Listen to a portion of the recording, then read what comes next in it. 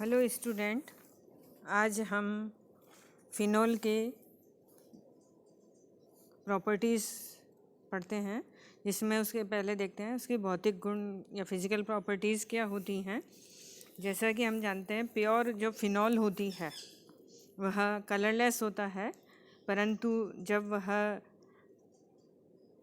वायु के कांटेक्ट में आता है तो उसमें हम कह सकते हैं कि उसका ऑक्सीडेशन हो जाता है, जिसकी वजह से वह गुलाबी या लाल हो जाता है। क्रिस्टलाइन सॉलिड फॉर्म में होता है ये। जैसे कि हम लैब में भी जब प्रैक्टिकल करते हैं ट्रांजिशन टेम्परेचर वाला, उसमें हम फिनोल यूज़ लेते हैं तो वो देखते हैं हम, वो हल्के गुलाबी रंग का होता है क्योंकि वो एयर के कांटेक्ट में आ जाता है, इसलिए वह गुलाबी कलर का होता है। इसमें एक विशिष्ट गंध होती है, जल में इनसॉल्युबल होता है या बहुत कम सॉल्युबल होता है, परंतु गर्म जल में यह घुल जाता है। अल्कोहल ईथर में शीघ्रता से घुलता है। इसमें भी बेंजीन रिंग के साथ OH ग्रुप जुड़ा हुआ होता है, तो ये भी एसिडिक प्रॉपर्टी शो करता है, परंतु यह वीक एसिडिक प्रॉपर्टी शो करता है। इसका अगर हम लैब में टेस्ट करते हैं तो नीला लिटमस जो है वो लाल हो जाता है, किंतु यह सोडियम बाइकार्बोनेट या सोडियम कार्बोनेट को विघटित नहीं करता है। तो एसिडिक तो है, परंतु उतना एसिडिक नहीं है कि वह कार्बोनेट और बाइकार्बोनेट को डिकम्पोज कर सके। इसमें कीटनाशक गुण होते हैं या एंटीसेप्टिक गुण होते हैं। जैसा कि हमने अल्कोहल में भी देखा था, OH ग्रुप होने की वजह से वहाँ पे हाइड्रोजन बॉन्डिंग जो है वो पाई जाती है।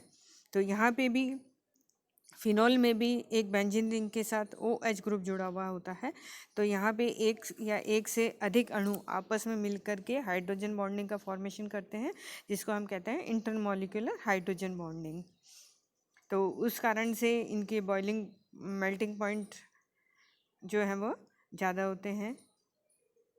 अगर OH ग्रुप के साथ कोई ऐसा ग्रुप जुड़ा हुआ हो जो हाइड्रोजन बॉन्डिंग में पार्टिसिपेट करता है, तो उस केस में वहाँ पर इंट्रामॉलिक्यूलर हाइड्रोजन बॉन्डिंग होती है और अन्य मॉलिक्यूल के साथ उसमें हाइड्रोजन बॉन्डिंग नहीं हो पाती है।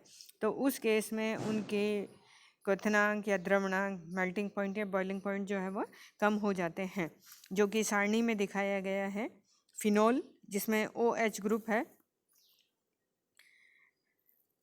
और उसके A का मान जो है 1.1 × 10⁻10 है। क्रिसॉल जिसमें एक CH3 जुड़ गया है जो उसकी ऑर्थो पोजीशन पर है। तो यहाँ पे हमने देखा कि उनकी Ka value means acidic value जो है वह कम होती जाती है।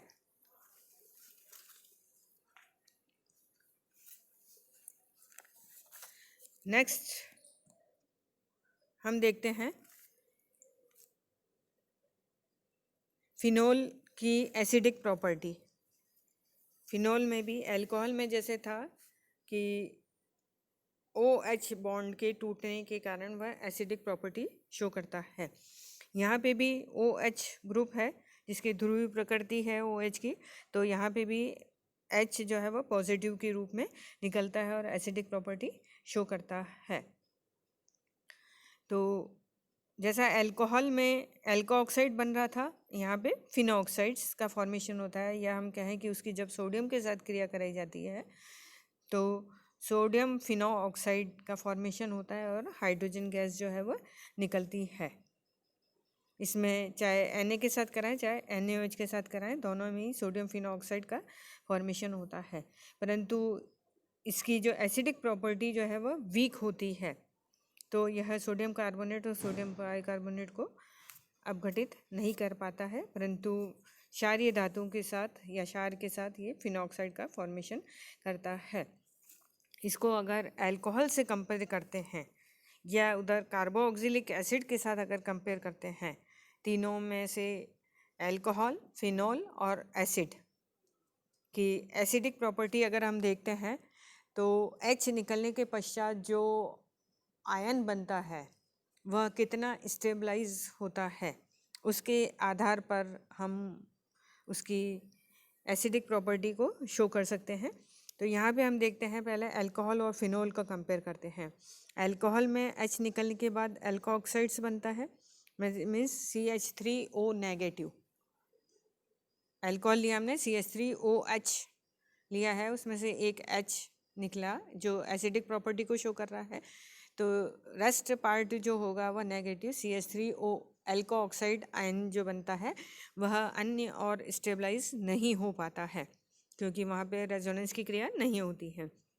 परंतु फिनॉल के अंतर्गत हम देखते हैं, फिनॉल में OH बॉन्ड के टूटने से H पॉजिटिव के रूप में निकलेगा और ऑक्सीजन नेगेटिव होता है।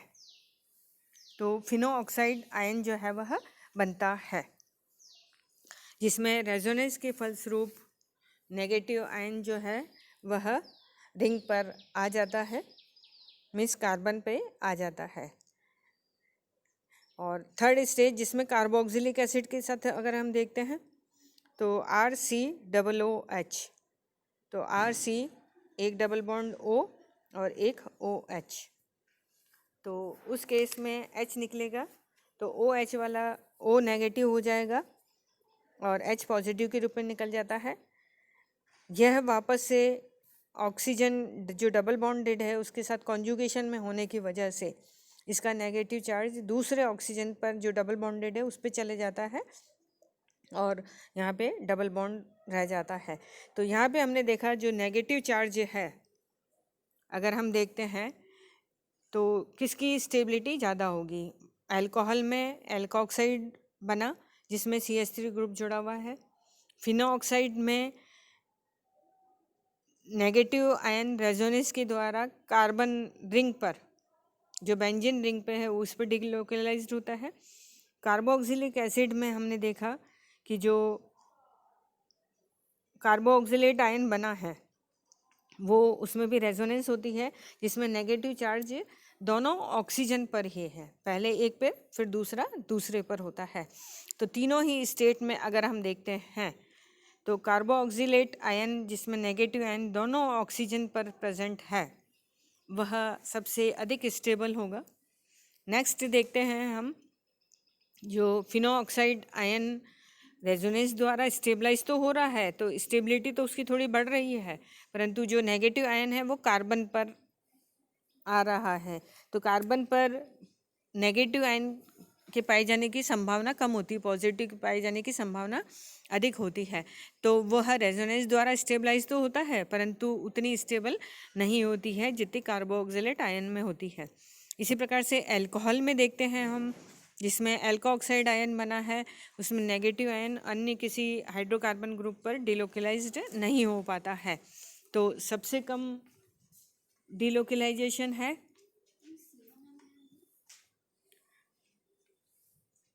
अल्कोहल के अल्को ऑक्साइड पर, उससे ज़्यादा डिलोकलाइजेशन है फिनॉक्साइड आयन पर, और सबसे अधिक डिलोकलाइजेशन या स्टेबल रेजोनेटिंग स्ट्रक्चर जो बनती है वो कार्बोक्सिलेट आयन पे बनती है। तो यहाँ हम देखते हैं कि जो कार्बोक्सिलिक एसिड जो है वह सबसे अधिक एसिड होता है, तो वह उस केस में carbonate, sodium carbonate, sodium bicarbonate को भी डिकम्पोज कर देता है। परंतु जो फिनोल है उसकी एसिडिटी कार्बोक्सिलिक एसिड से थोड़ी कम होती है, तो उस केस में एसिडिक प्रॉपर्टी तो शो करेगा परंतु वह कार्बोक्सिलेट आयन सोडियम कार्बोनेट और सोडियम बाइकार्बोनेट को डिकम्पोज नहीं कर पाता है। अल्कोहल जो है वह सबसे कम एसिडिक प्रॉपर्टी शो करता है, क्योंकि OH की ध्रुवता के कारण H पॉजिटिव के रूप में तो निकलता है परंतु बना हुआ आयन स्टेबलाइज नहीं होता है, तो उसकी एसिडिक प्रॉपर्टी सबसे कम होती है। तो अगर तीनों का कंपेयर करते हैं तो सबसे अधिक एसिडिक प्रॉपर्टी होगी कार्बोक्सिलिक एसिड की, उससे कम होगी फिनोल की और उससे कम होगी अल्कोहल की। तो ये acidic property of alcohol, phenol and carboxylic acid था। यहाँ हम देखते हैं कि जो अनुनाद एवं फिनो ऑक्साइड आयन का स्थायित्व कैसे होता है, जिसमें हम देख चुके हैं कि यहाँ पे जो फिनो ऑक्साइड आयन बनता है रेजोनेंस के फलस्वरूप कार्बन पर नेगेटिव चार्ज आ रहा है।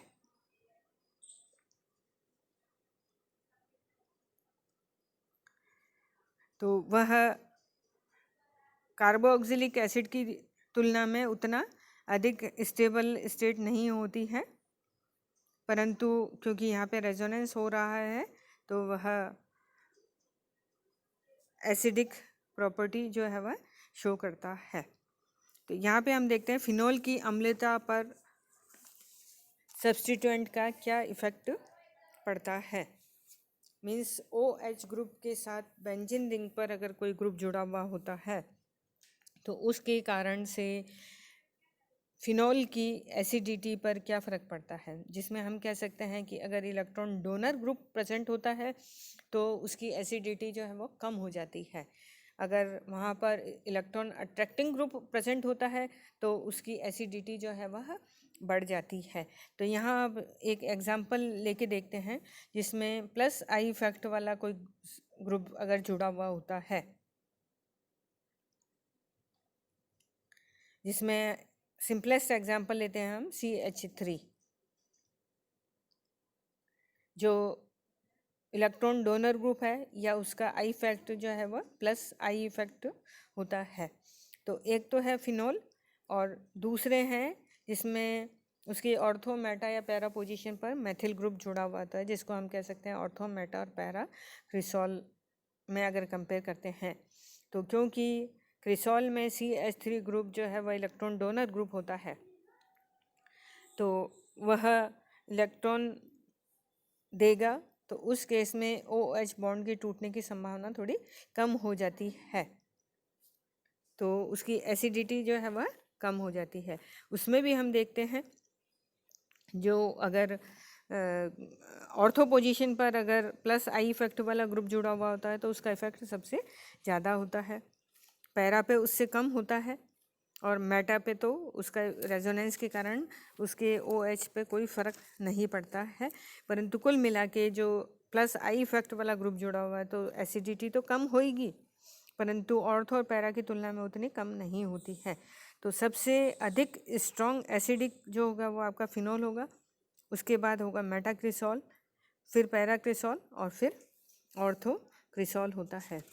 अन्य सब्स्टिट्यूएंट के कारण उन पे क्या इफ़ेक्ट पड़ता है वह नेक्स्ट लेक्चर में देखेंगे। Thank you.